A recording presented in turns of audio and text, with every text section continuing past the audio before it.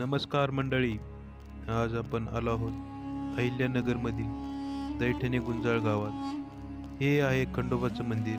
तर असं म्हणले जाते, एका भक्तासाठी खंडेराया सहपत्नी इथे आले म्हणून हे खंडेश्वर.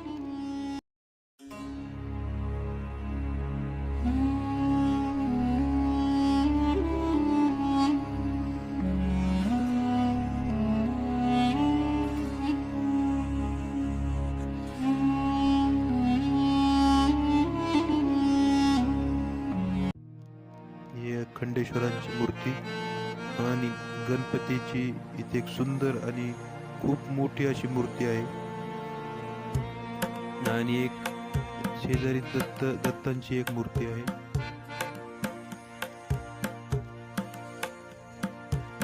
हे तेच भक्त आहेत ज्यासाठी खंडेराय स्वतः सहपत्नी इथे आले होते.